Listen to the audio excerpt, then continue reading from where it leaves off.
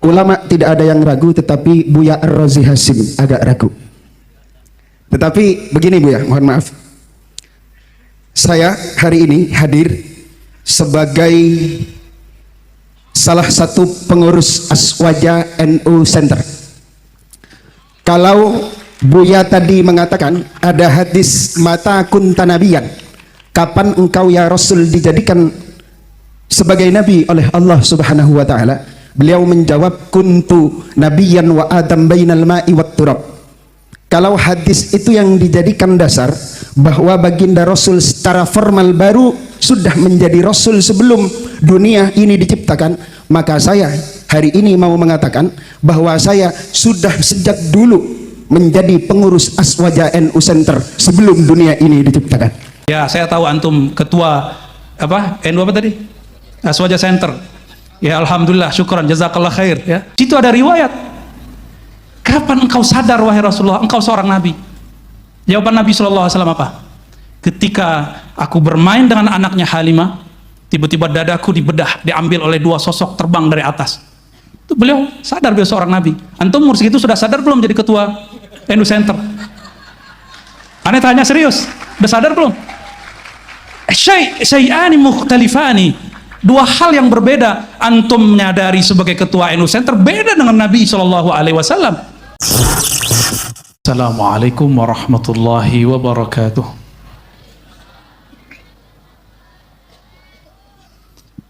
Alhamdulillahilladzi anzala ilaina alkitab. Asyhadu an la ilaha illallah wa asyhadu anna Muhammadan abduhu wa rasuluh. Allahumma salli wa sallim wa barik ala sayyidina Muhammad wa ala alihi wa ashabihi wa li baitihi wa zurriyatihi ajma'in. Amma ba'du. Allahumma akhrijna min zulumatil wahmi wal jahli ila al-ma'rifati wal ilmi. Amin ya rabbal alamin. Puji syukur hadirat Allah, laulahu ma wasaltu ila hadzal makanil mubarak. Ya, kalau bukanlah karena Allah kita tidak bertemu, dan saya tidak mungkin menginjakan kaki di pesantren Abuya Dr. Busra Karim hafizahullah. Ini baru asli Abuya. Kalau ini Abuyanya masih junior. Dan semua itu tentu karena Allah itu maha transenden, laisa kamitslihi syai', la tudrikul absar wa huwa yudrikul absar. Maka rahmatnya ini Allah tajallikan, Allah nyatakan, manifestkan pada diri seorang yang mulia yang disebut akhlaknya azim, Sayyidina Muhammad sallallahu alaihi wasallam. Dahulu guru daripada ulama kita di Nusantara namanya Syekh Abdurrahman Al-Ahdal Al-Yamani, Sayyid Habib. Beliau guru dari Syekh Nawawi Al-Bantani, guru juga daripada Syekh Abdul Samad Al-Falembani, Syekh Arsyad Al-Banjari. Murid-murid beliau ini, murid-murid Sayyid Ahdal ini, itulah yang menjadi guru dari Syekhana Khalil. Itulah yang jadi guru daripada pendiri-pendiri bangsa ini, negeri ini, yang mempertahankan ahlus sunnah sebelum Indonesia berdiri. Ya, kalau nggak ada mereka, kita nggak tahu kemana bersanad. Jadi kitab-kitab sekarang itu dari beliau. Sayyid Abdurrahman Al-Ahdal punya guru namanya Sayyid Ahmad bin Idris Al-Idrisi. Beliau dapat ijazah dari gurunya namanya Salawat Azimiyah. Silakan nanti dilihat. Itu mensyarah keaziman Rasulullah sallallahu alaihi wasallam. Ya. Saya mendapat ijazah salawat ini waktu berkunjung ke salah satu ulama di Brunei. Ya. Ada seorang sayyid, marganya Al-Kaf, dan saya meminta ijazah aurat Idrisiyah Ahmadiyah. Salah satunya salawat azimiyah. Itulah karena keaziman beliau, insya Allah meskipun diri kita ini kotor, kita nggak ada yang maksum ya, kecuali nama dari murid Syekhana Khalil dilasem namanya Syekh Maksum. Namanya maksum, tapi hakikat zat beliau dan zat kita sama, tidak maksum ya. Maka kita ini mahalul khata wa nisyan, bal mahalul isyan. Kita ini mahal kedurhakaan ya. Nggak durhaka di mata, di telinga, nggak di telinga, di kolbu, nggak di kolbu, di lisan. Begitulah setiap hari ya. Ja'alanallah minat tawwabin, amin rabbal alamin. Perlu saya kasih tahu bahwa gelar Abuya itu bukan saya yang buat, Kiai ya. Itu dikasih oleh guru saya juga. Maka yang paling pantas tentu beliau lah yang dipanggil Abuya ya. Kalau saya masih belum pantas. Namun di kampung saya di Sumatera Barat, Minangkabau, semua muallim dipanggil Buya tanpa A. Maka Abuya bukan kampung saya, itu dari guru yang lain. Ya. Nah, terlepas dari gelar itu, para kiai, para nyai, para mahasantri yang pasti dimuliakan Allah bil ilmi wal amal ya. Judulnya mengerikan sekali itu ya. Urgensi kitab kuning, apalagi dalam berbangsa dan bernegara. Kalau bahasa saya, daur al-kutub al-arabiyah safra gitu ya, fi ta'amul bid-daulah barangkali ya, wa sya'ab.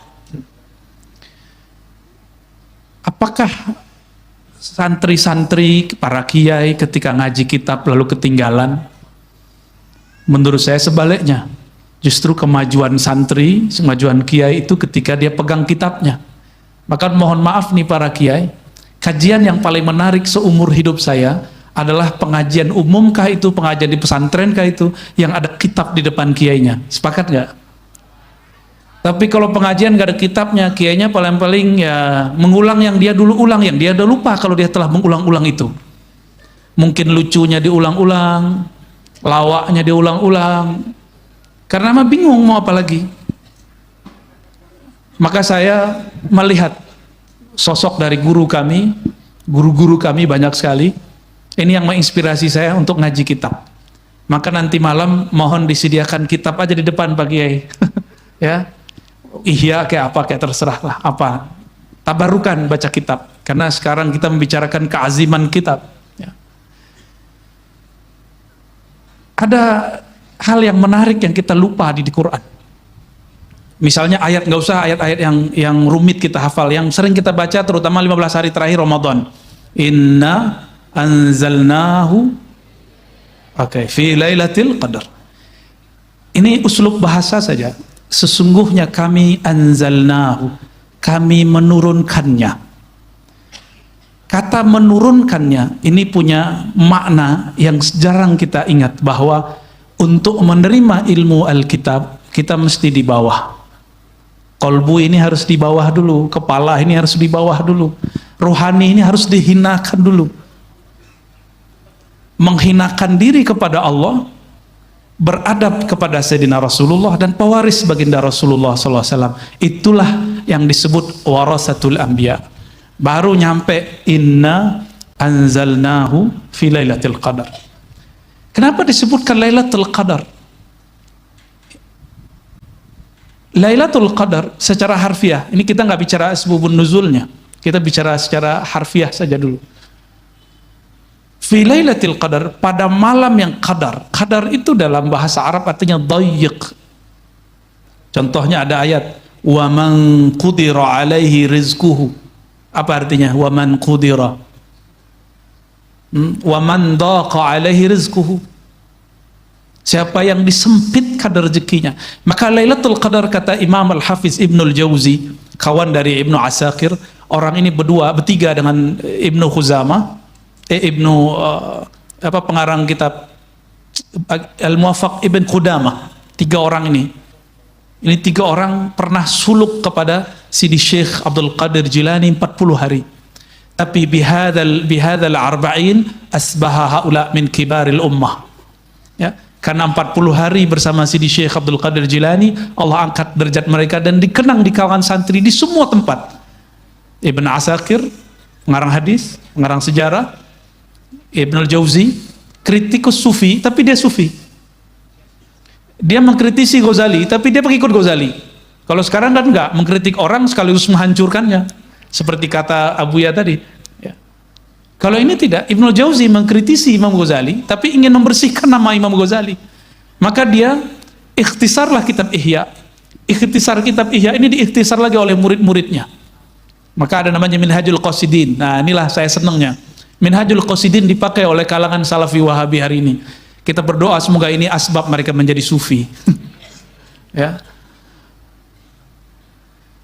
Ini 40 hari ngaji ke Sidi Syekh Abdul Qadir Jilani. Nah, Imam Ibnul Jauzi dengan keberkahan liqa'nya dengan Sidi Syekh Abdul Qadir Jilani mampu yang tersirat di ayat-ayat tersebut. Salah satu pemaknaan ini adalah berkah dari riyadhah beliau, bahwa al-qadar bermakna dayyiq. Lailatul Qadar itu malam yang sempit. Kenapa disebut malam? Kenapa disebut sempit? Nah, ini juga ada kaitan dengan Isra Mi'raj. Kan subhanalladzi asra bi'abdihi laila. Ya, disebut malam, kenapa enggak nahara? Karena memang malam. Ah, inilah nanti hubungannya ke Imam Suyuti. Kata Imam Suyuti, hadzal ilm laisa bitamanni wala la'alla wala laita. Ya, ini ilmu bukan ketika engkau mengatakan coba kalau saya dulu nyantri, coba kalau saya kayak Abuya Busra maksudnya ya. Coba kalau saya coba seandainya guru meninggal, kiai meninggal, apa kata kawan? Ya Allah, kiai itu sudah meninggal, saya belum sempat ngaji. Nah, itu kata ngomong, ya laitani. Itu akibat ngomong tadi. Ya, hazal ilm kata Imam Suyuti harus bis sahar. Apa arti bis sahar? Melek malam hari. Itulah Lailatul Qadar. Lailatul Qadarnya seorang muta'allim dan muallim ketika anzalnahu, kami turunkan ilmu laduni futuh ke dalam kalbunya. Itu baru. Setelah itu apapun kitab di depannya dia akan sanggup membahas, karena ilmunya bukan dari kitab, daripada yang menurunkan kitab. Tapi kenapa harus ada kitab? Masih ingat Sayyidina Nabi SAW di musim paceklik perang, di saat perang baginda Rasulullah SAW kehabisan air, maka Nabi dan para sahabat berkumpul. Apa kata Nabi? Berapapun airmu kumpulkan di wadah ini. Maka semua ada yang 1 tetes, ada yang 2 tetes, semua yang ngumpulin. Lalu tangannya ditaruh. Kenapa Rasulullah tidak langsung naruh tangannya begini? Kenapa? Ah, inilah al-qaid bil asbab, itu lazim. Berkait, bersandar kepada asbab secara zahir itu satu hal yang mesti dilakukan. Kalau Allah mau, ini santri langsung jadi wali. Tapi ntar ngomongnya aneh-aneh. Bisa langsung. Kalau Allah mau, Nabi Muhammad dari kecil sudah dikenal sebagai Rasul. Tapi kenabian beliau sebelum beliau lahir. Tidak benar kalau beliau diangkat umur 25. Coba cari satu teks saja di Quran, di sunnah, di ijma', di qiyas, di sirah Nabi, bahwa beliau diangkat umur 25, enggak ada. Umur 40 enggak ada. Kenapa muncul taklim, daras, Nabi Muhammad diangkat umur 25? Saya bingung tuh dari mana tuh. Mungkin Pak Kiai ketemu teksnya, mohon kasih tahu saya. Siapa tahu saya yang tersesat, kan kontroversi kata Pak Kiai ya. Buka semua kitab-kitab sirah itu, enggak ada. Belum ketemu maksudnya, lebih pas ya. Yang paling jelas di Sahih, di Sunan Tirmizi, di Sunan Darimi, Al-Hakim. Apa kalimatnya? Sahabat datang, qila ya Rasulullah, kata Abu Hurairah nih, ada yang bertanya, wahai Rasulullah, mata takunu nabiyyan? Engkau jadi nabi kapan? Apa jawaban Nabi? Adam baina ma'in utin. Adam belum, masih tanah, masih air. Belum ada Adam, saya sudah jadi nabi. Berarti beliau telah diangkat jadi nabi sebelum alam semesta ini dicipta. Beliau yang pertama dicipta. Nah, itu semua turas-turas kita. Kenapa nggak baca itu gitu? Nah, ini contoh-contoh aja ya. Nah, tapi Allah menginginkan asbab berlaku pada Nabi Muhammad SAW. Kalau Allah mau, kenapa Nabi Muhammad harus hijrah? Sehingga Nabi berkalam ke bumi Mekah. Apa kata Nabi? Ketika beliau Fatu Mekah, Nabi ngomong ke Mekah, wahai Mekah, wahai tanah Mekah, kalau bukanlah aku diusir oleh kaumku, tentu aku lebih suka tinggal di sini. Lalu beliau balik lagi. Nah, inilah dalil merantau ya. Itu dalil saya itu, Abu ya. Beliau kan ngomong ketika dikabarkan oleh Waraqah bin Naufal, ya, nanti kamu akan diusir kaummu. Nabi bertanya, awa mukhriji? Awa mukhriji? Apakah mereka akan mengusir aku? Nabi sendiri sebenarnya tidak siap awalnya, ketika dapat wahyu harus diusir. Kontroversi juga. Lebih kontroversi dari Ar-Razi lah, nggak ada apa-apanya ya. Dan itu sudah sunnatullah. Tapi saya tidak pantas disamakan dengan beliau ya. Beliau azim sya'nu. Ya. Nabi mesti ambil asbab. Ya, mesti ambil asbab. Nah, inilah kenapa jika di ungkapan Isyari namanya tafsir Isyari ada Lailatul Qadar. Ya, maka kullu lailatin Lailatul Qadri.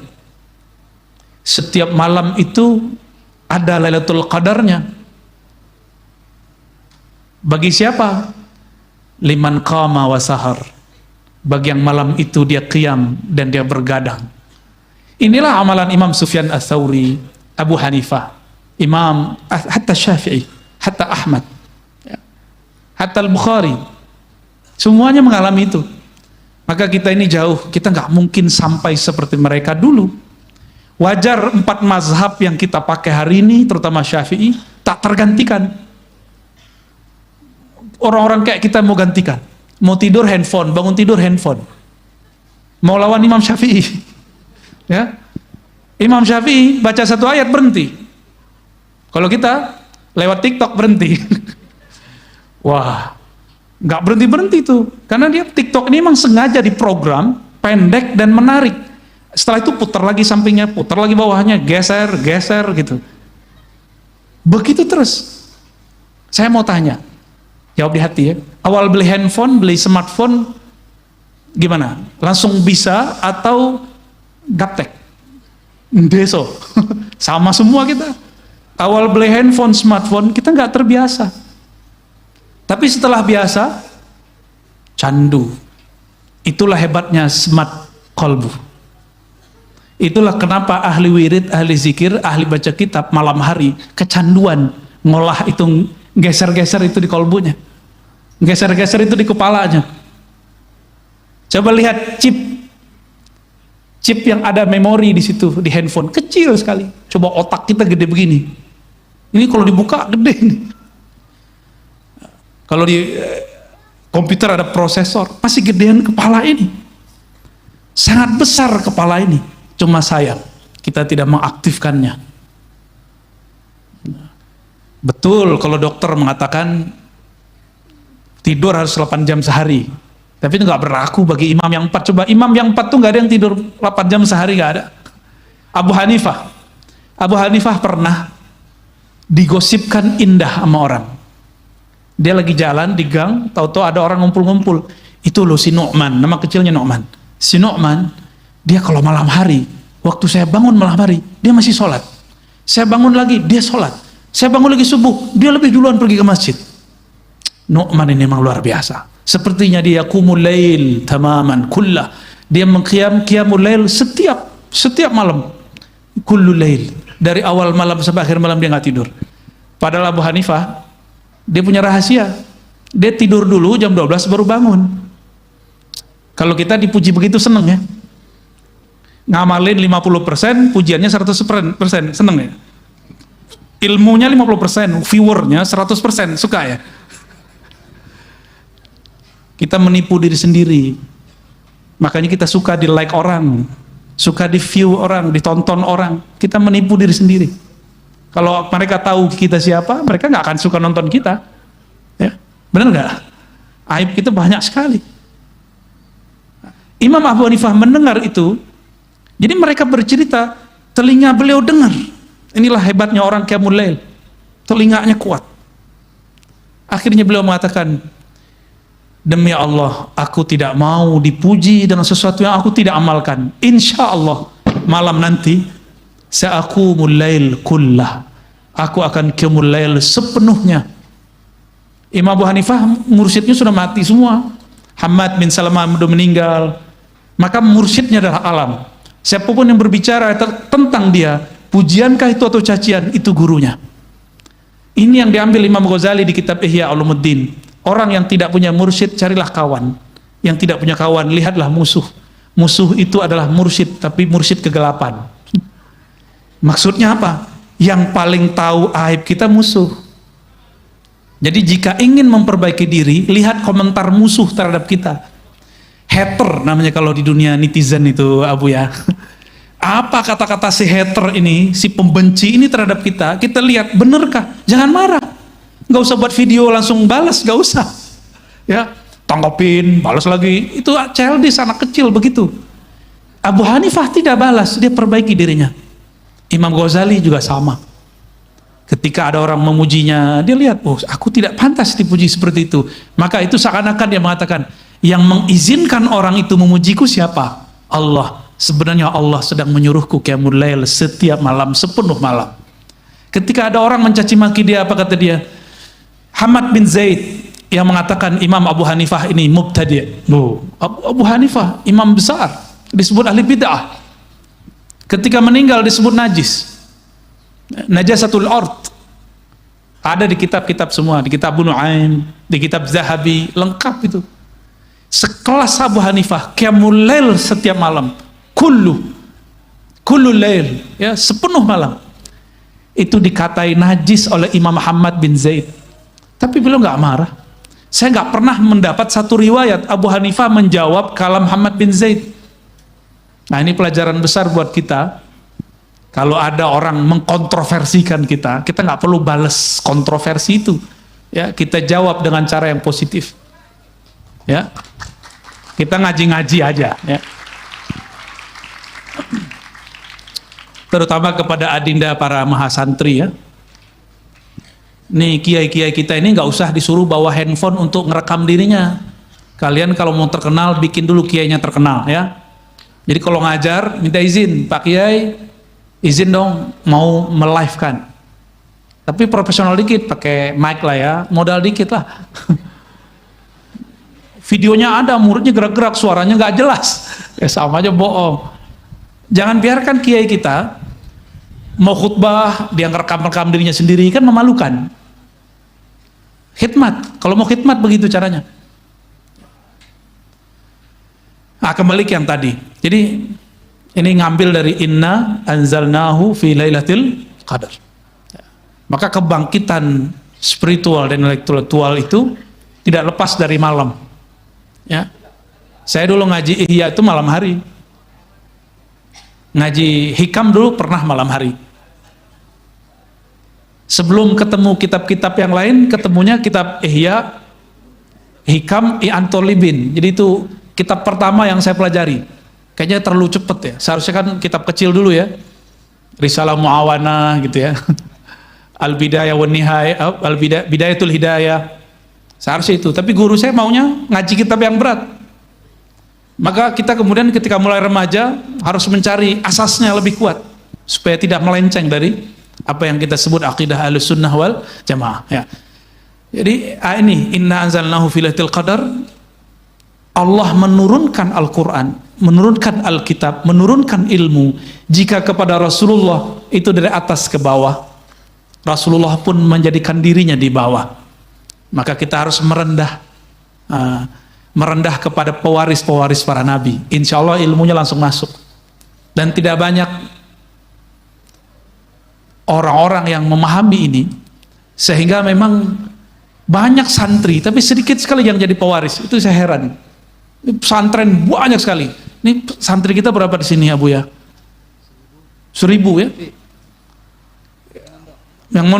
Yang mondok 1000, belum lagi yang lain. Tapi kenapa nggak semuanya jadi ulama? Nggak apa-apa, nggak usah khawatir ya. Ulama itu kan nggak mesti ngajar kitab toh. Seandainya nanti ada yang jadi engineer, tapi jiwanya jiwa ulama, itu juga bagus. Ya, mau jadi polisi, kamu jadi tentara, kamu jadi presiden, mau jadi politisi, seperti Abu ya kan pernah jadi politisi kan? Ya, dan berhasil lagi 2 periode Abu ya. Itu tanda bahwa santri nggak melulu baca kitab, harus mengerti kita sebut map politik. Berpolitik kalau nggak ngaji kitab nggak akan beres, nggak akan beres. Saya mengambil bagian ini, yang bagian terakhir sebelum kita diskusi, ya. Yang tadi muqaddimah, yang ini muqaddimah. Ada satu kitab, mohon para kiai cari kitabnya, dan PDF-nya sudah ada, Al-Ghiyathi, karya Imam Al-Juwaini, Syekhu A'immatina. guru dari imam-imam kita.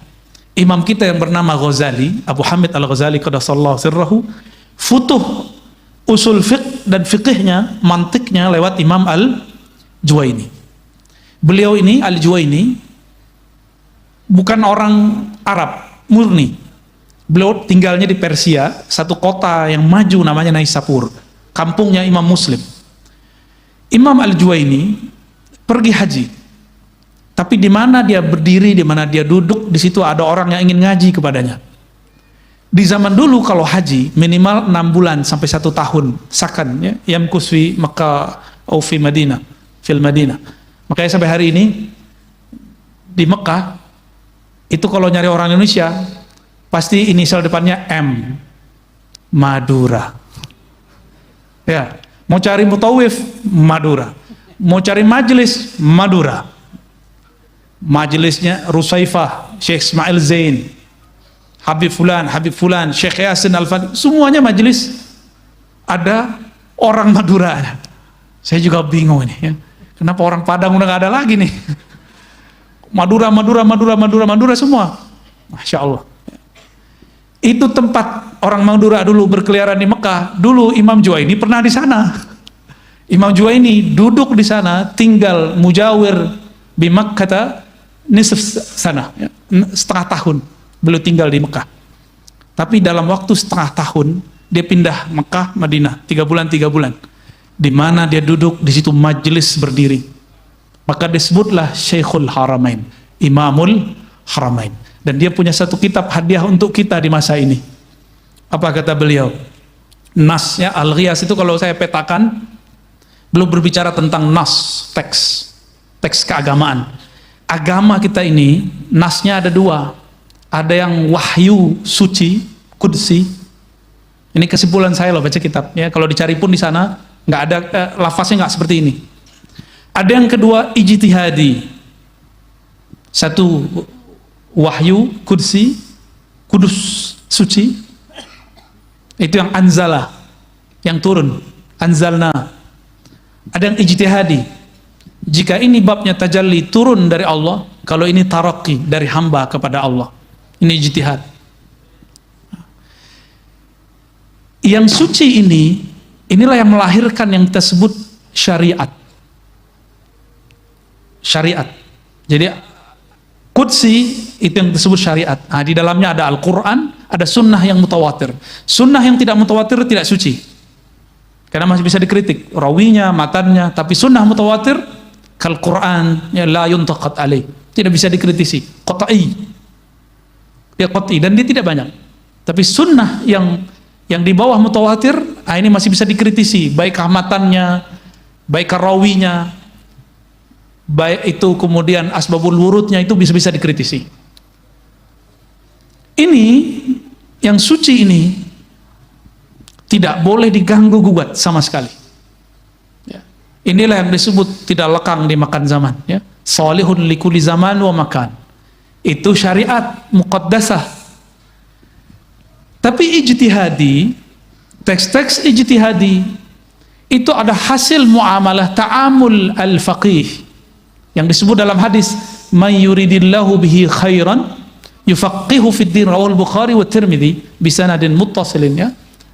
Di Bukhari itu ada disebutkan muallaq, ada yang muttasilin juga. Allah jika berkehendak keberkahan, kebaikan bagi seseorang, yufaqih. Kalimat yufaqih itu menunjukkan proses. Allah akan libatkan dia, Allah akan terjunkan dia, Allah akan masukkan dia sehingga masuk ke dalam asbab-asbab dia mengerti agama. Yufaqihu fid din. Dari situlah muncul teks yang disebut fikih. Fikih di zaman abad pertama, kedua, ketiga bukanlah fikih yang kita kenal hari ini. Sumbernya ada di Juwaini, ada di Imam Ghazali. Imam Ghazali menyebutkan di Muqaddimah Ihya, kitab ini ditulis untuk para fuqaha. Karena dulu fikih bukan hanya ilmu zahir, ahkam yang zahir. Dulu fikih ada namanya, kalau Imam Abu Hanifah al-fiqhul akbar, ada al-absat, ada al-asghar. Kita pinjamlah istilah itu tapi maknanya kita bedakan. Al-fiqhul akbar usuluddin, Al-Absat kalau kita ambil versi kita itu usul fiqh dan sejenisnya, usul tafsir, usulul hadis, dan yang terakhir al-fiqh al-asghar, tafsir, fikih, ya, hasil-hasil kitab-kitab, bab-bab, bahkan hasil teks yang ada di akidah ketika turun menjadi teks dia menjadi asghar. Makanya terjadi perbedaan antara Imam Asy'ari dan Maturidi dalam bab takwin, kun, qudrah, iradah. Ya, masih ingat? Lupa ya? Kiai kebanyakan baca kitab kayaknya ya. Bab kalam, itu mereka ikhtilaf sudah. Istilah fardu dan wajib. Nah, jadi fikih, ada fikih yang akbar, ada yang medium, ada yang kecil, asghar. Apa kalau diterjemahin tuh? Fikih minor, ya. Fikih besar, fikih menengah, fikih kecil. Yang kita sebut fikih hari ini itu fikih kecil. Inilah yang melahirkan mazhab. Dan mujtahid, ada ratusan mujtahid dalam sejarah Islam, namun yang bertahan wa ma lillahi baqiyah, yang bertahan yang karena memang mereka dulu muttasil billah, usul kepada Allah, tidak hanya murni ra'yu. Jadi kalaupun Abu Hanifah dituduh ra'yu, enggak. Sera'yu yang Abu Hanifah masih ada unsur-unsur laduninya. Nah, inilah yang dikatakan oleh imam kita. Nah, ini diungkap oleh Ibnu Arabi, apa kata beliau? Wahyu tasyri'iyah inqata'at. Wahyu syariat putus, udah nggak ada lagi. La nabiyya ba'di, nggak ada nabi setelah Nabi Muhammad sallallahu alaihi wasallam. Maka la taghayyur fi syariah, tidak ada perubahan dalam syariat. Tapi yang kedua, la tanqati' wahyun nubuwah. La yanqati' wahyun nubuwah. Ilham gitu kita artikan. Ilham yang turun kepada ulama bentuknya laduni, futuh, itulah yang lahirnya 4 mazhab. Sahih Bukhari Muslim, mazhab Imam Asy'ari, Maturidi, Thariqah Sufi Junaid, Al-Jilani, Naqsyabandi, Tijani, Idrisi, sampai sekarang. Siapa tahu nanti Abuya buat thariqat juga kan? Thariqat Busrawiyah, Karimiyah, ya kan? Boleh. Tinggal nanti dilihat wa malillahi baqiyah. Kalau karena Allah pasti kekal. Syekh Ahmad Khatib Sambas, orang kita, beliau gabung 2 thariqah, Naqsyabandiyah, Qadiriyah, Naqsyabandiyah, namanya TQN. Di masanya kontroversial. Dikritisi oleh Syekh Ismail, orang kampung saya, Al-Minangkabawi, lama di Mekah. Mereka debat dulu, sama-sama pengamal thariqat debat. Thariqat Syekh Ismail terus jalan di Sumatera, Naqsyabandiyah, Khalidiyah. Thariqat beliau berkembang di Madura, berkembang di Jawa, berkembang bahkan sampai ke jiran. Wa malillahi baqiyah.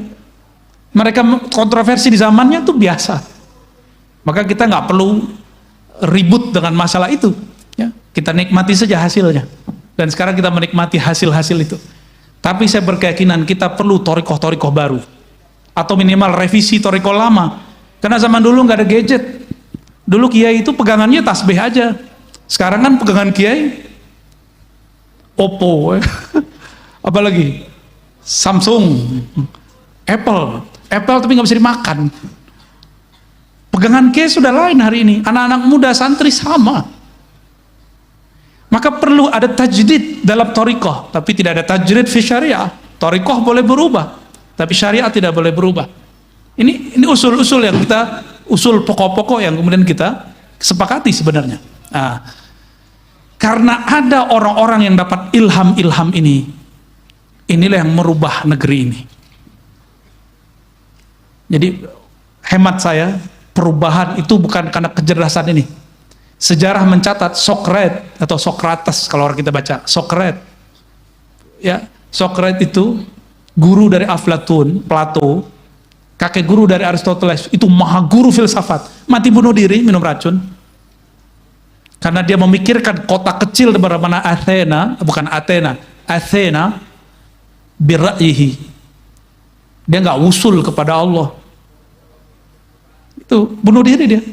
Muridnya paham, Aflatun, Plato. Maka Plato ini termasuk yang sudah mulai sadar, tapi dia menjadi kemudian seorang spiritualis. Maka filsafat dia dituduh sebagai sumber filsafat falsafi, sufi falsafi. Itu keliru, nggak benar. Muridnya muncul lagi Aristoteles, tetap gagal. Hanya berhasil di buku, tidak pernah berhasil di dunia nyata. Sampai datang Al-Farabi, tetap hanya nggak bisa nulis buku aja. Baru berhasil di tangan Imam Ghazali. Imam Ghazali lah yang kemudian menyempurnakan kekurangan mereka. Maka Ghazali membersamai Nizamul Mulk, Perdana Menteri di Baghdad. Ide-ide dia inilah yang kemudian menjadi siasah sunniyah, perpolitikan di kalangan ulama Ahlus Sunnah wal Jamaah, praktis. Ini kan ejekan filosof di Prancis, ya. Apa kata mereka? Plato, Aristo ini buat konsep negara itu indah sekali. Nanti deh saya cerita ya. Itu apa kata peneliti ini, saya nggak usah sebut. Tapi sayang sekali, konsep itu hanya akan ada dalam ide dia, dalam pikiran dia dan khayalnya, tidak akan pernah ada di alam nyata. Lain dengan Nabi Muhammad, ya, nggak perlu berfilsafat, langsung wahyu. Kekuatan wahyu inilah yang membuat ada kebangkitan. Nah, ilmu wahyu, karena wahyu yang hakiki, yang nubuat tasyri'iyah sudah berhenti. Tapi ilham belum berhenti, dan ilham itu masih diturunkan ulama dalam kitab-kitab. Kita bisa ambil langkah dari sana. Jika imam-imam terdahulu dapat ilham, mungkinkah imam sekarang dapat ilham? Mungkin nggak? Bukan anaknya namanya ilham, bukan. Atau bunyai dapat suami namanya ilham, bukan. Jika dulu ada Sidi Ahmad Tijani, Sidi Ahmad bin Idris Al-Idrisi, rohaninya terasa bertemu Rasulullah, ulama sekarang mungkin nggak bertemu Rasulullah. Kenapa mungkin? Karena dia bukan nabi. Kita juga bukan nabi. Maka secara ilmu akidah, liqa'un nabi yaqzatan wa manaman, itu mungkin. Ya. Aklan, apalagi secara naklan. Ketika imam-imam ini mereka dapat isyarat, ada keberanian luar biasa di situ, sehingga mereka tidak mendengarkan kata-kata netizen. Yang didengerin istafti qalbak. Itulah kitab yang sebenarnya. Minta fatwalah ke dalam kalbumu. Disitulah turun ilmu-ilmu yang sebenarnya. Tapi asbabnya mesti ada ngaji kitab, supaya nanti bukan halu, bukan was-was syaitani. Ya. Jadi kenapa kita mesti membaca kitab-kitab kuning, Bapak Ibu, para kiai, para bunyai, para mahasantri? Karena Allah menitipkan rahasia-rahasia ilmunya di dada ulama, dan ulama menerjemahkannya di dalam kitab. Nah, inilah panduan masa lalu, sekarang, masa depan. Insya Allah akan terjadi perubahan terus. Dan bagian yang paling inti yang perlu kita ketahui, wahyu kudusi tidak boleh dikritik, tidak boleh berubah. Tapi wahyu ilhami, saya hindari kata wahyu, cukup kita sebut ilham. Ilham, fatwa, ijtihad, mahallun naqad, itu boleh dikritisi. Justru disitulah kita kemudian bertemu taqaddumul ummah wa tamaddun, ya, kemajuan umat, insya Allah. Barangkali itu yang dapat saya sampaikan. Wallahu a'lam bissawab. Baik, demikian pemaparan sangat luar biasa dari Buya Ar-Razi tentang bagaimana kitab kuning. Ada satu catatan menarik, ada satu bagian yang saya catat dari kalam beliau adalah bahwa berpolitik tanpa kitab kuning itu tidak akan pernah beres. Ini politik, apalagi jika kaitkan dengan beragama. Berpolitik saja tidak akan pernah beres, apalagi kalau kita beragama tidak pakai dasar kitab kuning. Maka semakin kacau. Dan hari ini kita jumpai banyak hal tentang itu, ya, banyak tokoh-tokoh agama di YouTube muncul dengan pengetahuan yang pas-pasan, tapi viewernya banyak, ya, tapi pada akhirnya yang ngomongnya semberawut, menafsirkan Al-Quran sembarangan. Maka urgensi kitab kuning itu bagaimana kita beragama sesuai dengan pola-pola manhaj yang memang dikembangkan oleh Rasulullah, sahabat, ulama, sampai hari ini kita dari guru-guru kita. Para hadirin sekalian, untuk melengkapi halaqah kita pada kesempatan hari ini, kita akan buka sampai jam 4:30. Dialog, saya berikan kesempatan 2 termin. Kalau tidak cukup 2 termin, ya cukup 1 termin nanti, karena beliau akan sowan ke Kiai Taifur Ali Wafa. Dari ujung selatan 1, dari tengah 1, dari bagian Bunyai 1. 1 Kiai Irsyad. Yang di belakang saya tidak tahu namanya. Nanti kemudian dari Ibu Nyai. Ibu Nyai tidak ada ya? Saya wakilkan kepada Kiai Musi, ya, Kiai Musi, Buya Musi ini. Baik, demikian saya persilahkan kepada yang pertama Kiai Kamalil Irsyad. Menakdirkan saya jadi orang alim, tapi anak saya 2 ada di Ma'had Ali. Jadi perempuan lagi, sambil dipasarkan maksudnya.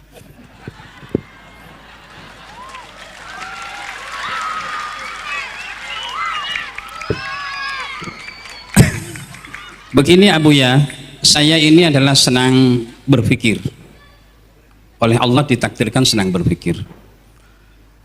Saya tidak mengkritik Allah atau tidak mengkritik Tuhan. Dalam konteks pemahaman umat terhadap agamanya, Allah itu merangsang afala yatadabbarunal Qur'an am ala qulubin aqfaluha. Allah lebih senang memakai kata-kata tadabbur. Nanti saya minta penjelasan.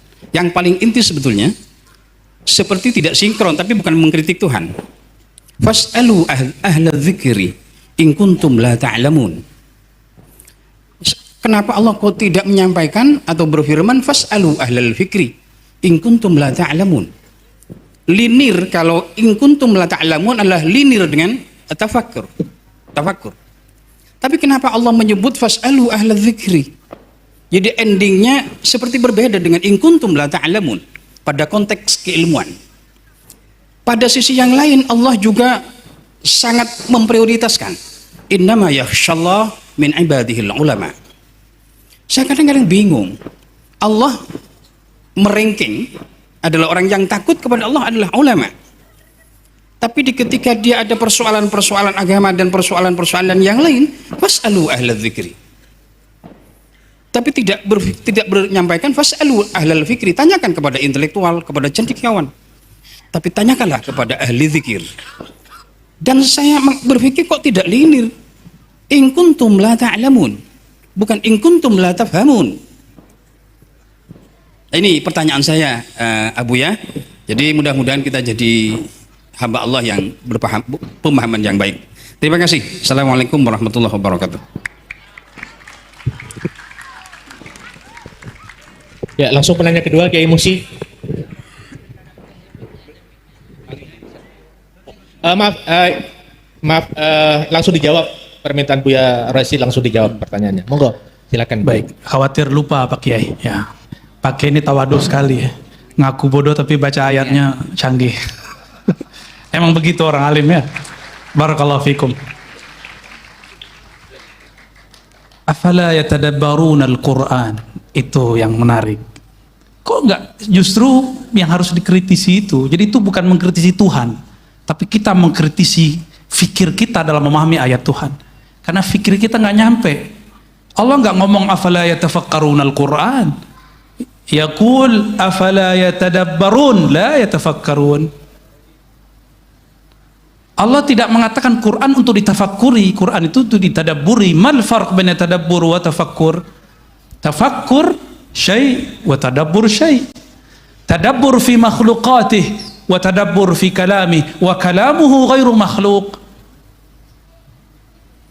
Tadabbur ujungnya wusul, sadar bertuhan. Karena tadabbur pada kalam, kalam itu adalah sifat, sifat itu bukan makhluk. Wa aqrabut turuqi ilallahi kalamu.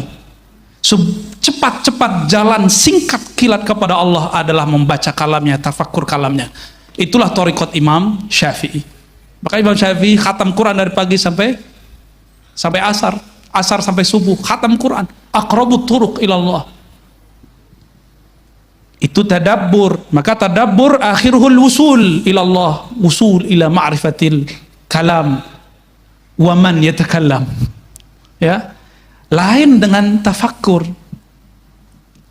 Di surat Al-Imran jelas wa yatafakkaruna fi khalqis samawati wal ard. Ini yang mesti kita matchkan. Kalau enggak match, enggak munasib, akan kebalik-balik sampai nanti.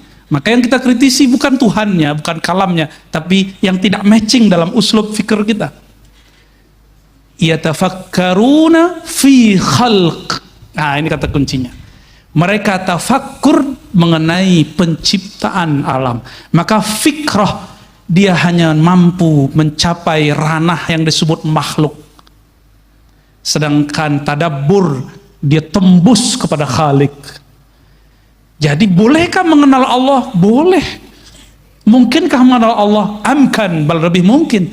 Tetapi tidak boleh memfikirkan Allah. Lalu kenapa fas'alu ahlal dzikri? Kok bukan ahlal fikri? Sudah terjawab? Al-fikr di Quran tidak pernah digunakan kata ism, selalu fi'il. Apa artinya? Ya dulu ala subut, menunjukkan bahwa ini tetap. La yataghayyar amma sabaq, huwa al-an kama kan. Dia dulu sekarang sama, itu disebut ahlu zikr. Karena zikr tetap. Zikir nggak akan berubah. Sekali kita bertemu Allah, nggak akan lupa kepada Allah SWT. Sekali Allah menyebut nama kita, selama-lamanya Allah menyebutnya. Man zakarani fi nafsihi zakartu fi nafsi. Siapa yang ujung dari wiridnya, ujung dari fikroh riyadhahnya, dia menyebut namaku dalam dirinya, aku akan sebut dia dalam diriku. Itu kan terjemahan. Duluan mana, yang qadim atau yang hadis menyebut? Kita ini hadis baru, Allah qadim. Siapa yang dulu menyebut? Dia yang dulu menyebut. Allah itu qadim, thabit, la yataghayyar, la yasbikuhul adam. Maka ahlu zikr qalbuhu muta'alliq bi muqallibil qulub wa huwa thabitun daimun abadiyun sarbadiyun. Si kalbu ini, jika dia ahli zikir, kalbunya langsung berkiblat kepada Allah yang tidak pernah berubah-ubah. Disitulah fas'alu ahla dzikr. Tapi kalau fas'alu al fikr, hari ini tanya lain, besok lain. Apalagi ahlul hifz, hafalannya bisa hilang-hilang. Ya. Maka berkata Ibn Aslam, ya, saya ingat saya namanya di Sahih Bukhari Muslim itu, di Sahih Muslim, dia mengatakan, saya bertemu guru saya Sufyan, saya bertanya berapa persoalan, dia jawab dengan jawaban yang A. Lalu ketemu Ibn Aslam, lain lagi jawabannya. Ketemu ini lain lagi jawabannya. Padahal semuanya ahli hadis, ahli Quran. Karena ikhtilaful hifz, beda lagi istinbatnya. Ya. Jadi kenapa fas'alu ahla dzikr in kuntum la ta'lamun? Karena ahlu dzikr ini dia bergantung dengan Maha Allamul Ghuyub, Al-Alim, ya, yang mengetahui ma fis sudur. Kalau kita nanya ke ahli zikir, apa yang kita mau dijawab. Tapi kalau tanya ke ahli fikir, lain yang kita tanya, lain jawabnya. Apalagi ahlul hifz, kita nanya apa, dia jawabnya apa, gagal faham. Jawaban-jawaban gagal faham inilah yang membuat umat ya deribu ba'duhum ba'dah. Sesama aswaja, jontok-jontokan, ini kan sarungnya sama, ya, sama-sama apa tuh? Ya, tasbihnya sama, kunutnya sama, giliran pemilihan jontok-jontokan. Ya. Beda boleh, ad-darb mamnu, ya. Ikhtilaf matlub fid din. Emang itu maunya Allah. Allah maunya umat ini yakhtalif. Tapi Allah tidak mau yadribu ba'dukum riqaba ba'd, itu yang Allah nggak mau. Maka kita membedakan ada ikhtilaf dengan iftirat, kita bedakan selalu. Itu sekelumit ya, takut nanti kepanjangan. Wallahu a'lam bishawab.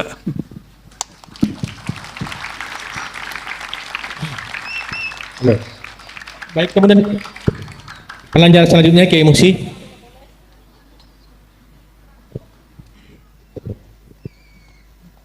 Mohon izin berdiri, Bu ya.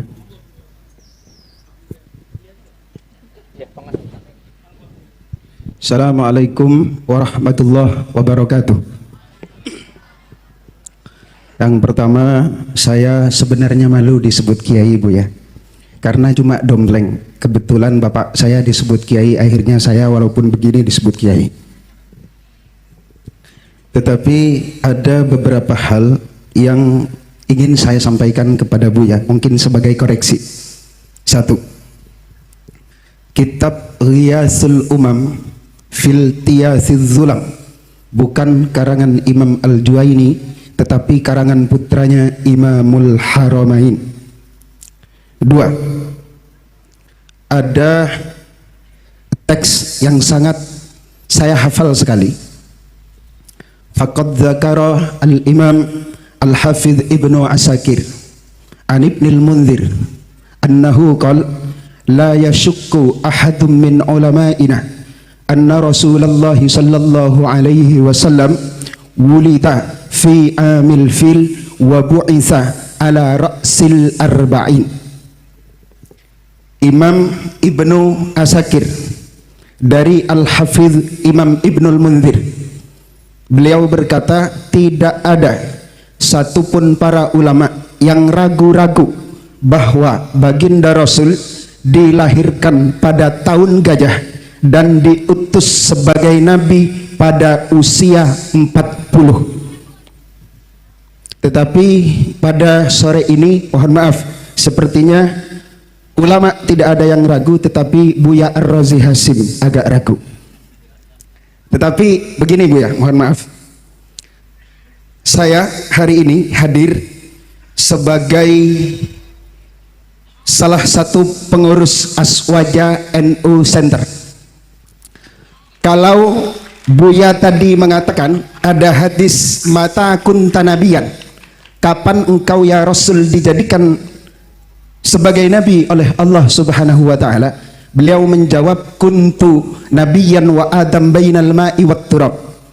Kalau hadis itu yang dijadikan dasar bahwa baginda Rasul secara formal baru sudah menjadi Rasul sebelum dunia ini diciptakan, maka saya hari ini mau mengatakan bahwa saya sudah sejak dulu menjadi pengurus Aswaja NU Center sebelum dunia ini diciptakan. Kemudian yang keempat, mohon maaf, Cukup. kajian kita pada sore hari ini sepertinya bukan tentang urgensi kitab kuning dalam berbangsa dan bernegara, tetapi lebih ke pembahasan urgensi thariqah dalam berbangsa dan bernegara. Jadi kalau ada pertanyaan yang mengarah kepada hal-hal yang tentang bagaimana kiprah kalau kita memahami kitab kuning dalam berbangsa dan bernegara, tolong jawaban tentang hal itu lebih dijabarkan lebih luas lagi Ya, oleh cukup. Buya Ar-Razi Hasim. Cukup. Terima kasih. Baik. Dan demikian Bu ya, langsung dijawab. Syukron atas tasihnya. Seharusnya antum salah satu pembicara pada sore ini ya. Syukron. Baik, mengenai yang pertama diriwayatkan oleh Imam Al-Hafiz Ibn Asakir, ana adri bihadhi riwayah. Saya juga tahu riwayat ini. Ya. Beliau beriwayatkan dari Al-Hafiz Ibn Al-Munzir, tidak ada syak bahwa Nabi dilahirkan pada tahun fil, la syak. Wa bu'itsa, la syak. Apa arti bu'itsa? Ma makna bu'itsa? Apa arti bu'itsa? Apa artinya Kiai? Diutus sebagai seorang nabi secara formal. Itu kalam antum atau teksnya? Terserah Buya Ar-Razi. Enggak, saya tanya karena antum mengukakan teks, saya tanya, ma makna bu'itsa? Hal fi farq baina bu'itsa bi'tsah dengan nubuwah, bi'tsatur risalah dengan nubuwah, fi farq. Enggak usah pakai kalam itu dulu, pakai kalam Imam Darimi aja. Ada di Sunan Darimi. Abu Darda bertanya, wahai Rasulullah, kapan engkau sadar? Mata tadri? Kapan engkau sadar engkau seorang nabi? Gak usah pakai kitab Ibnul Munzir, kejauhan itu mutaakhirin. Ini levelnya dia satu tabaqat dengan Imam Ahmad bin Hanbal. Wafatnya 255 Hijriah. Tetapi Imam Bukhari juga beberapa saat sama-sama berguru dengan beliau. Tapi umurnya lebih tua karena lahirnya 181 Hijriah. Ya, saya tahu antum ketua NU apa tadi? Aswaja Center. Ya, alhamdulillah, syukran, jazakallah khair ya. Ini hadis diriwayatkan oleh Imam Darimi, lahirnya tahun 181 Hijriah. Ketika Ibnu Barak wafat. Maka dia umurnya dekat dengan Ahmad bin Hanbal, pendiri Hanbali. Di situ ada riwayat. Kapan engkau sadar wahai Rasulullah, engkau seorang nabi? Jawaban Nabi SAW apa? ketika aku bermain dengan anaknya Halimah, tiba-tiba dadaku dibedah, diambil oleh dua sosok terbang dari atas. Itu beliau sadar beliau seorang nabi. Antum umur segitu sudah sadar belum jadi ketua Endo Center? Aneh tanya serius, udah sadar belum? Syai'ani mukhtalifani, dua hal yang berbeda. Antum menyadari sebagai ketua Endo Center beda dengan Nabi SAW. Dua hal yang berbeda. Ada, apakah kalam Ibnul Munzir yukhalifun Nabi SAW? Bisakah kalam Ibnul Munzir mengalahkan kalam Nabi? Mata tadri annaka nabiyyun, kapan engkau tahu engkau seorang Nabi SAW? Gak bisa. Maka kalam itu bukan Ibnul Munzir yang salah. Anta mukhti fi fahmi ma'na al-bi'tsah. Kita berbicara bab nubuwah, la bi'tsah ya akhi. Ya, kita nggak ngomong tentang bi'tsah, muttafaq annahu bu'isa fil arba'in. Ini aneh sengaja bil Arabian dijawab biar yang lain nggak paham juga yang lain. Ya, bainana mahabbah baini wa bainak. Baik. Halas. Apa lagi?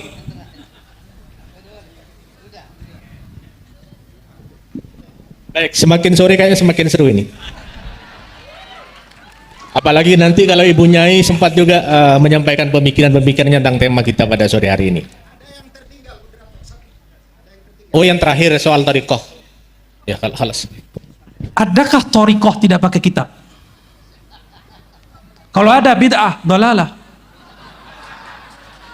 Maka antum melihat saya berbicara kenapa saya bawa tentang nuansa spiritual dalam bab kitab.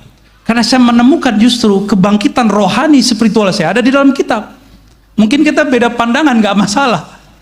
Dan saya melihat orang-orang yang membackup negeri ini, salah satunya orang yang baca kitab dan dia seorang mursyid thariqah. Dulu presiden yang lama juga sama, sebelum presiden ini, kalau dia lagi ada masalah dikumpulkan mursyid-mursyid kiai-kiai ke istana, zikiran la ilaha illallah. Ada. Mereka cuma mengamalkan satu hadis qudsi, la ilaha illallahu hisni. La ilaha adalah bentengku. Siapa yang masuk bentengku aman dari gangguan, ya, siksaku, apalah segala macam. Itu dipakai, maka aman waktu memerintah. Sekarang dibongkar-bongkar lagi. Paham maksudnya ya? Adakah thariqah terlepas dari sosok seorang kiai? Adakah thariqah terlepas dari sosok kitab kuning, dari ilmu-ilmu yang ada di kitab kuning? Gak ada. Saya yakin, hakul yakin, antum pasti belajar sejarah. Kerajaan Banten dulu dipimpin rajanya, sultannya seorang sufi dan mengajar kitab. Di Banten ada Sultan Hasanuddin. Sanad-sanad kita beberapa kitab ke beliau sebenarnya, sanad thariqah. Mereka memimpin negara seorang sufi. Di Riau, di Kalimantan, di Aceh, semuanya, hampir semuanya. Ya. Bahkan thariqah Sanusiyah, thariqah Naqsyabandiyah, ya, bahkan di Maghrib itu apa aja ada thariqah, Tijani, Siddiqiyah, Ghumariyah, Jazuliyah, Masya Allah. Dan raja-rajanya ngaji kitab, dipandu oleh kitab. Ya. Kenapa saya nggak banyak berbicara bab politik bernegara? Ya itu lebih paham beliau lah. Itu bagian ranah beliau. Takut lebih salah lagi saya kalau ngomong. Maka saya menghindar-hindari bab itu dari tadi. Ya, barangkali itu Kiai ya. Taib. Baik, saya kira cukup ya Kiai Musi. Nanti berlanjut di diskusinya di warung kopi saja nanti. Baik, ini memang menarik. Saya sering diskusi dengan beliau Kiai Abu ya. Saya punya forum kajian tafsir Al-Quran bersama beliau yang setiap bulan. Jadi memang diskusinya memang sangat luar biasa. Ada dirasa naqdiyah, ada dirasa tahliliyah juga. Baik, saya persilahkan yang ini yang ya silakan yang itu sudah ke kadung Kiai Abdul Hadi ini, tapi bukan Buya ini. Masih Kiai sih levelnya. Assalamualaikum warahmatullahi wabarakatuh. Kalau yang tadi itu Kiai beneran, kalau ini santrinya, santrinya Buya. Saya mengikuti channelnya Buya Rosi lebih 2 tahun. Alhamdulillah sejak corona jadi aktif mengikuti dengan nuansa kontroversinya. Tadi pemandu belum menjelaskan Buya ini sudah menikah, setahu saya di YouTube ya. Jadi Tadi kalau ada yang menawarkan Pak Kiai, oh, masih ada 2 putrinya, tidak tahu kalau mau menambah. Terus ini supaya nggak serius, yang 2 tadi sangat serius, Buya. Saya ini sekarang yang tidak serius, Yang pertama yang saya tidak serius, saya mengharapkan Buya itu ngajar melalui channelnya, ya mungkin punya channel sendiri. Walaupun yang saya tahu di YouTube-nya itu beraneka ragam di masjid-masjid atau di majelis-majelis yang diadakan oleh artis-artis, sehingga kita bisa mengikutinya. Itu satu. Yang kedua, ini selama saya mengikuti pengajian-pengajian Buya di YouTube, ada satu hal yang sampai sekarang mengganjal dalam diri saya. Bagaimana menyatukan akal, hati untuk satu arah. Dalam pengertian satu arah bisa menjadi hamba yang soleh di hadapan Allah. Kadang-kadang bertentangan antara yang ada di akal dengan yang ada di hati. Yang kedua, ini Buya terkait dengan penjelasan-penjelasan soal ilahiyah. Kadang-kadang akal sangat terbatas memahami soal ketuhanan, tapi hati tidak terbatas. Walaupun tadi Buya menjelaskan sudah membatasi, cukup tafakkaru fi khalqillah wala tafakkaru fi dzatillah. Nah, tapi dalam penjelasan Buya itu banyak menjelaskan tentang Allah yang bersemayam dalam diri atau jiwa. Tidak tahu apa itu di akal atau di hati. Saya yang nggak bisa, mungkin bisa dijelaskan oleh Buya.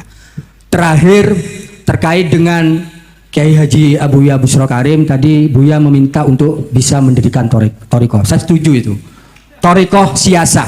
Ini tambahan informasi ke Buya. Beliau ini ketua DPRD 2 periode, bupati 2 periode, ketua partai nggak ketemu periodenya. Artinya kalau dalam soal thariqah siasah cukuplah beliau politisi yang soleh, dan insya Allah yang hadir di sini ini banyak santri beliau dalam soal politik. Dalam soal kitab saya juga sering mengikuti channelnya walaupun sering putus-putus. Seperti kata Buya tadi, mungkin pengelolanya masih perlu belajar IT lagi ya. Kalau yang Buya tidak langsung live enak terus karena memang dia kelola oleh pengelola yang profesional. Itu Buya, saya pikir tadi perdebatan-perdebatan yang muncul jangan menyebabkan bahwa perbedaan yang ada antara kita dan kehadiran Buya di sini membuat Buya kapok untuk hadir di Sumeneb khususnya dan di Madura. Kita semua walaupun tidak nyantri langsung kepada Buya, tapi kita nyantri melalui online. Terima kasih. Wallahul muwaffiq ila aqwamit thoriq. Wassalamualaikum warahmatullahi wabarakatuh. Assalamualaikum warahmatullahi wabarakatuh. Tidak ada perbedaan ya kalau semuanya disikapi secara dalam konteks munadharah. Saya kira tidak ada perbedaan. Semuanya sama dalam konteks melengkapi pengayaan khazanah kita tentang keislaman. Yang kedua tadi bahwa moderator memang tidak disuguhi kurikulum vitae. Jadi tidak sempat memperkenalkan beliau karena saya melihat bahwa al-ma'ruf la yu'arraf. Jadi orang yang sudah terkenal tidak perlu diperkenalkan lagi. Karena yang qabilu al-mu'athira itu hanya nakiratun. Sementara Buya sudah makrifat di mana-mana di channel YouTube-nya. Alhamdulillah kali ini kita datang langsung beliau dan sempat mengaji kepada beliau. Baik, pertanyaan soal akal dan hati Buya. Jadi hubungannya seperti apa? Kemudian suluk ilahiyah dan thariqah Kiai Bushro ini. Silakan. Ya, Thariqah Al-Bushrawiyah. Baik Bapak Ibu, para kiai, para punyai Mahasatri. Tadi ada yang terbakar kayaknya. Santai aja. Allahumma salli ala Sayyidina Muhammad ya.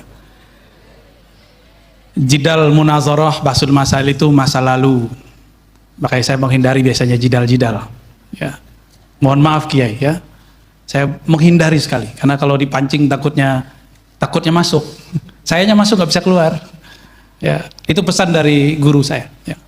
Tapi kalau ada yang bertanya dan ada yang mau mubahasa, saya terima. Ya. Tapi saya nggak akan datang kalau diundang debat. Tapi kalau mau datang, tafadhal. Ana maftuh. Ana maftuhu ra'yan, aqlan wa qalban, insyaallah. Ya, nggak ada masalah. Kita memang perlu, mungkin ada kalam saya yang tidak pas didengar. Ya seperti kalam Ibnul Munzir pun seorang kiai bisa beda faham antara saya dan beliau kan bisa beda faham. Ya. Apalagi jika itu muncul di dalam sosial media. Itu sangat mungkin ya. Makanya saya kemudian berinisiatif dari dulu kalau kajian kita pakai kitab. Jadi ketika mau bahasa kita kitab dengan kitab. Tapi setahu saya sepanjang ini berdebat dan melihat sejarah perdebatan, orang berdebat kalah tidak terima, menang pun tidak ada rasa apa-apa. Dua-duanya kalah di sisi Allah. Karena dua-duanya sama hatinya keras. Satu hati keras merasa menang, merasa benar. Satu hati keras karena merasa malu. Itu kenapa Allah mengharamkan jidal. Yang boleh itu tas'al, ya, yang tidak menyebabkan isa'ah fil qulub, qaswah fil qulub, ya. Syukran tadi masukannya dari Pak siapa tadi? Ustaz Abdul Hadi, ya. Insya Allah nanti kita buat channel sendiri. Insya Allah nanti, ya. Insya Allah. Mungkin cari waktu yang kosong dulu lah kita. Bagaimana cara menyamakan, mepaskan antara kolbu dan akal? Sebenarnya akal kolbu itu tidak perlu dipisah-pisahkan seperti gambaran pikiran kita. Di Quran, coba perhatikan, lahum qulubu ya'qiluna biha. Kan ada dua ayat tuh, ya. Satu sindiran di surah Al-A'raf, satunya surah apa tuh? Al-Hajj, ya. Al-Hajj 26 seingat saya. Mohon dikoreksi. Benar Al-Hajj, ya? Ya. Itu justru pujian. Ternyata ada satu pesan di ayat itu, jadikan kolbu sebagai server, sebagai khazanah, sumber bertaakul, berfikir. Selama ini kita berfikir itu sumbernya hissi, hawas, apa yang terbaca, apa yang terlihat. Tapi kalau orang berfikir, sumbernya lahum qulubu ya'qiluna biha. Mereka jadikan kolbu sebagai dasar asas marja untuk bertaakul, bertafakur, maka akan indah perdebatannya, akan indah diskusinya. Karena kolbu itu adalah baitul adab. Kolbu itu tempat adab, karena Allah selalu menatapnya. Ketika seseorang tidak dengan kolbu, la adabalah, hilang adabnya. Ya. Nah, adab kalau ngaji, masih ingat kita kalau ngaji kirim Fatihah kepada musonif, benar nggak? Itu supaya dari akal kita kembali yang liar ini dikembalikan ke rumahnya. Itulah rahasia baca Fatihah sebelum ngaji. Ya. Tadi mungkin kita belum baca Fatihah sebelum ngaji, tapi kan tadi sudah dimulai doa, ya nggak? Ya. Mungkin kita berdoa belum pakai kolbu, barangkali. Nah, itu yang membuat kita ketika ngaji, gurunya siapa aja, itu nggak akan bisa memilah nanti. Ya, barangkali itu. Maka mulailah, masuklah pintu dari tangganya, masuklah rumah lewat pintunya. Masuk pintu pun ada assalamualaikumnya. Nah, untuk membuka kolbu, maharnya adalah Al-Fatihah. Insya Allah, silakan diamalkan itu. Ya, saya kalau baca kitab biasanya baca Fatihah dulu. Mau ngaji di Syekh mana di YouTube? Biasanya di awal atau di akhir saya baca Al-Fatihah. Biasanya begitu, ya. Sehingga kita tidak menangkapnya dengan akal. Akal ini di sini mohon maaf, yang belajar ilmu neurologi di bagian depan kita ada namanya otak, kortek apa istilahnya, ya. Dia cuma 10% dari otak ini. Cuma 10%. Dia seperti reptil. Kalau lihat orang baru, dia pengen ngelawan. Pengen begini. Itu reptil. Makanya jika kita lahum qulubu ya'qiluna biha, itu dengan mahabbah, dengan ukhuwah, dengan husnuzan. Itu kalau lahum qulubu ya'qiluna biha. Lain dengan mereka yang disebutkan dalam surah Al-A'raf, ya. Mereka punya kolbu la ya'qiluna biha, tapi kolbunya dibiarkan tidur, nggak digunakan, ya. Wallahu a'lam bishawab. Baik, silakan kasih aplaus untuk Buya Rosi. Tinggal satu, ya, saya buka satu orang saja. Oh, dari perempuan, jadi dua orang, satu orang kemudian dari perempuan. Soal Thariqah Busrawiyah tadi, silakan ikuti pengajian hikam tiap bulan. Beliau yang ngasuh dan beliau menyajikan hikam dari sisi siasah, dari sisi budaya dan secara lengkap. Jadi saya kira nanti akan itu menjadi cikal benih, cikal bakal lahirnya Thariqah Busrawiyah dari Syadiliyah. Baik, saya persilakan Habib, kemudian Afwan Habib La a'rif ismakum. Nyizen Nafayat. Ngereng Bismillahirrahmanirrahim. Buya Rozi, teringat ada hadits qudsi Allah Subhanahu wa taala berfirman kepada Nabi Allah Musa, "Idza ra'aita abdi yukthiru dzikri fa ana adzintu lahu fi dzalik wa ana uhibbu." Kira-kira Buya, bagaimana caranya supaya Allah Subhanahu wa taala selalu mengizinkan kita untuk mendekatkan diri kepadanya sehingga kita bisa dicintai olehnya. Sedangkan untuk bangun malam kadang susah. Itu ya.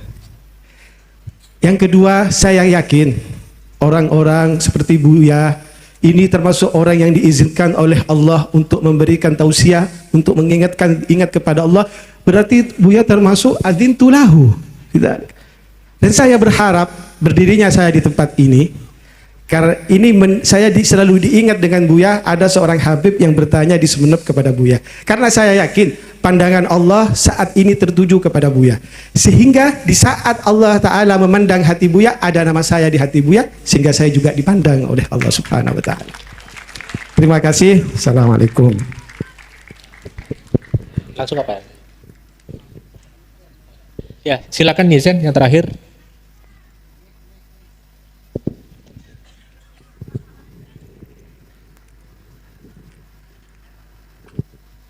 Assalamualaikum warahmatullahi wabarakatuh.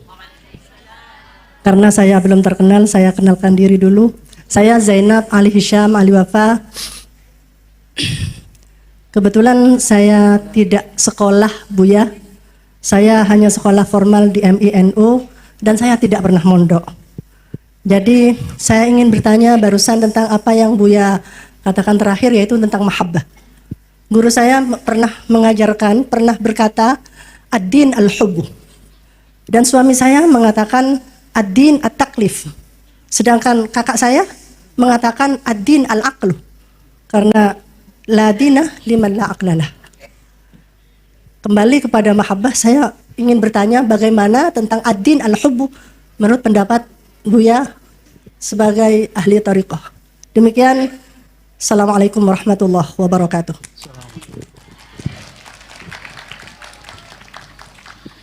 Syukuran Habib, husnuzannya, tapi saya tidak sebaik yang antum pikirkan, bayangkan.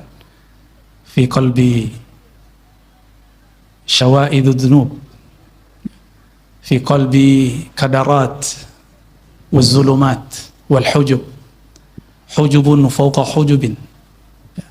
Kalbu saya terlalu kotor untuk dipandang oleh Allah, tapi rahmat Allah lebih luas dari kalbu saya, kalbu kita semua.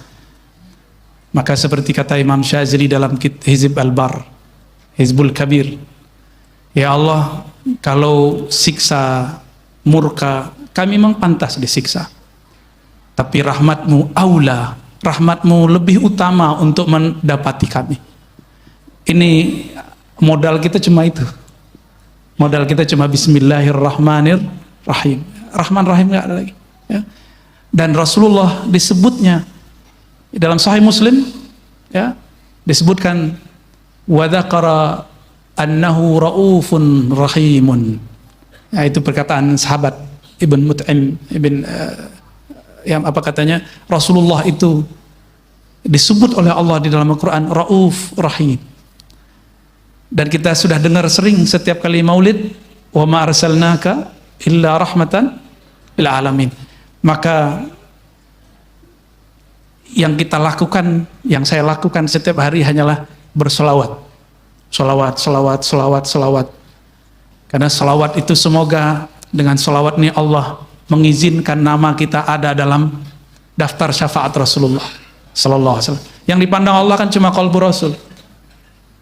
Jika di dalam qalbunya ada nama kita yang bersolawat, kita nastahiqu bi syafaatihi insyaallah. Ya. Tentu orang-orang yang tidak mau sholawat bukan berarti dia nggak mau sholawat, dia mungkin belum ada waktu aja ya. Husnuzon juga kita mau orang. Taib.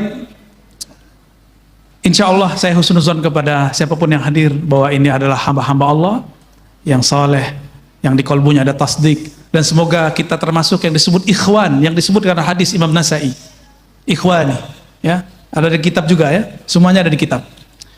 Taib, Bu Nyai, siapa tadi? Zainab.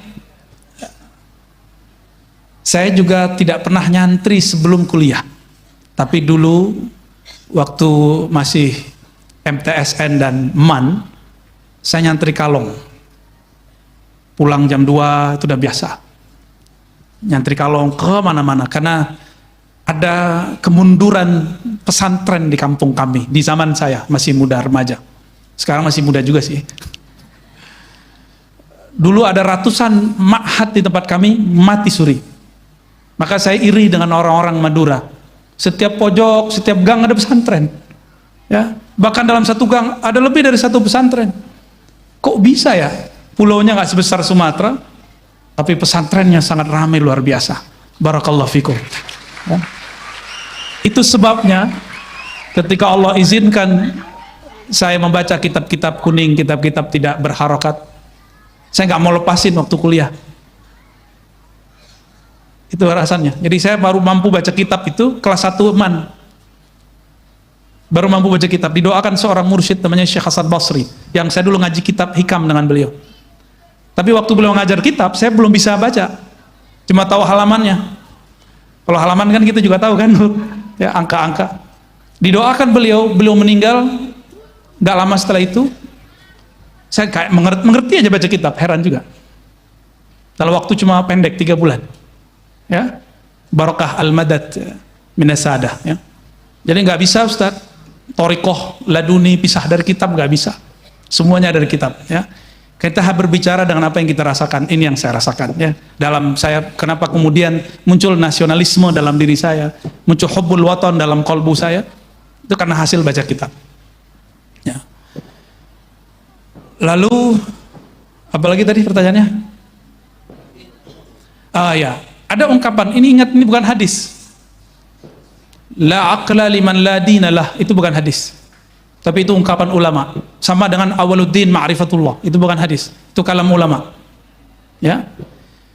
Tidaklah ada agama bagi orang tidak ada akal. Maka ad-din aqlun. Tapi ingat, ini athar falsafah. Ini pengaruh falsafah dalam beragama. Lalu bagaimana dengan ad-din taklif? Agama itu beban, tugas. Ini atharul fuqaha. Pengaruh ahli fikih. Lalu ad-din al-hub.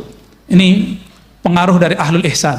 Jadi lengkap sudah. Ini bukan untuk dibenturkan, tapi ini 3 jalan yang harus 3 rukun yang mesti digabung. Fama huwa ad-din? Ad-din salasah. Al-aqlu wat-taklifu wal-hubbu. Itulah Islam, iman, ihsan. Dan semuanya ada di kitab. Ya. Jadi hub itu cinta. Kalau agama hanya diartikan, Ustadz boleh nggak ini, Kiai boleh ini, Abuya apa hukumnya ini? Itu taklif. Seakan-akan beragama itu beban. Tapi ini harus diketahui, karena ini wajib syar'i. Fardu ain kah itu, fardu kifayah kah itu. Tapi kalau sudah orang masuk ke bab mahabbah, yang tadi dikira itu taklif jadi nggak taklif. Coba ini sebagai contoh, suami istri menghidangkan nasi makan buat suami. Kalau itu nggak ada rasa cinta, beban nggak? Minta gaji ibu-ibu, sanggup nggak kayak gaji ibu? Nggak sanggup kita ngaji istri-istri kita, nggak sanggup. Babysitter berapa gajinya? Orang yang masak berapa gajinya? Belum lagi urusan-urusan yang lain yang kita nggak boleh ceritakan. Ya bisa digaji itu. Laulal hub, kalau bukan karena cinta, nggak mungkin, ya. Nggak mungkin itu. Atas dasar itulah dalam surat Ali Imran, Kul in kuntum tuhibbunallah. Agama itu dibangun dari, jika benarkah engkau cinta kepada Allah, fattabi'uni, maka ikuti aku. Jika kepada Allah cinta, maka ikut Nabi mesti cinta. Ini yang dibahas oleh ayah dari guru saya, Syekh Taufik Al-Buti, menulis kitab, ayahnya Muhammad Sa'ir Ramadan Al-Buti, Fiqhus Sirah.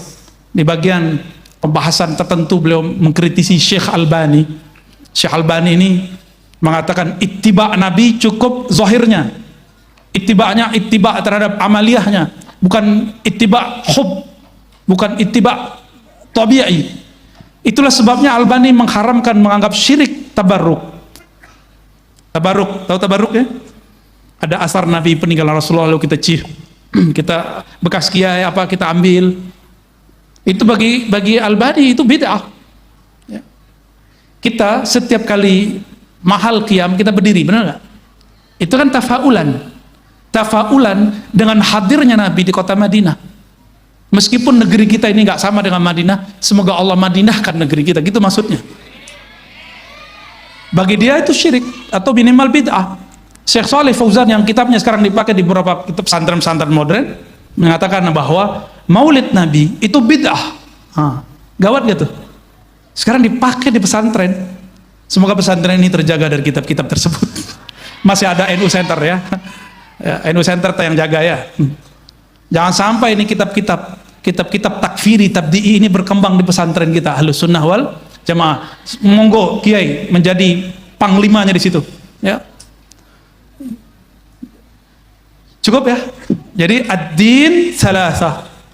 Al-aqlu wal amalu taklif, dan ketiga ini puncaknya al-hubbu. Itulah al-mar'u ma'aman ahabba. Seseorang akan wusul bersama dengan yang dia cintai. Semoga Allah berikan kita cinta itu. Amin ya rabbal alamin.